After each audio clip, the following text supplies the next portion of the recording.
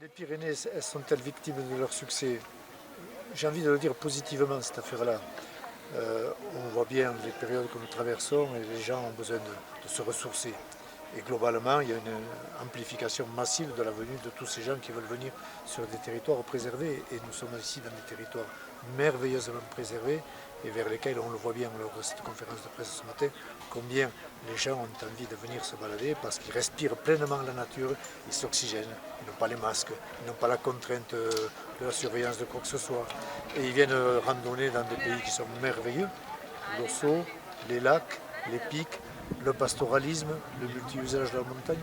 Alors on est peut-être victime et nous devons nous organiser dans notre responsabilité d'élus de nos territoires pour faire le meilleur accueil possible en étant capable de leur dire, de les informer en amont, quand ils viennent, de les accueillir le plus dignement possible en termes de mobilité, en termes d'accueil d'hébergement, en termes d'accueil de restauration, en termes d'accueil de renseignement, et qu'on puisse avoir la signalétique adaptée, les gens qui informent et les gens qui savent recevoir. Et en même temps, si on est victime de notre succès, il y a d'autres sites sur des territoires de montagne. Ici en Vallée d'Ossau, nous avons Bios aujourd'hui, nous avons le Portalet, nous avons le Train d'Artous, nous avons le Bénou, le Col de Bisque. On peut orienter les gens en amont pour leur dire attention, c'est saturé, allez peut-être randonner ailleurs aujourd'hui, revenez demain, et ainsi de suite. Donc on a un gros travail de collectif pour être les meilleurs possibles au rendez-vous de cette victimisation que j'accueille avec le plus grand sourire, bien évidemment, parce qu'il manque un certain nombre de choses. Vous le voyez bien ici à Bios, aujourd'hui ça risque d'être fermé à l'heure où je pars, peut-être que la barrière est fermée, que les gens doivent s'arrêter à Gabas. Donc on a des accueils complémentaires, des places, des stationnements complémentaires à faire. On a cité Gabas avec le parc national, organiser des navettes pour pouvoir dire à ces gens-là, bon, on a un parking supplémentaire 5 km plus bas, mais on vous permet par une navette organisée, que nous mettrons en charge, en place bien évidemment, de venir randonner. Ça c'est un moyen. Et puis également diversifier l'orientation vers ces touristes.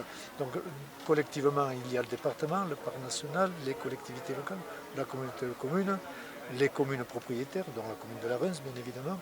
Et on est dans une première aujourd'hui où nous agissons de manière collégiale, collective, et non pas un petit peu chacun dans son petit coin. Jusqu'à présent, on ne mesurait pas l'importance de cette affaire-là, enfin on ne la mesurait pas. Moi je la mesurais parce que ça fait 10 ans que je gère cette affaire-là, et que je sais combien je râlais pour dire il faut qu'on s'améliore, il faut qu'on s'améliore. Nous y sommes et je m'en réjouis.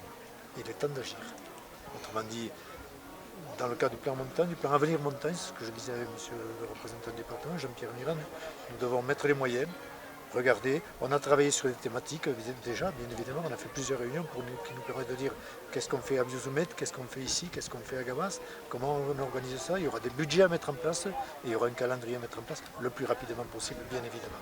Mais on part de l'été, et je l'ai évoqué dans mon propos tout à l'heure, il en va de même l'hiver, parce que l'hiver il y a la neige.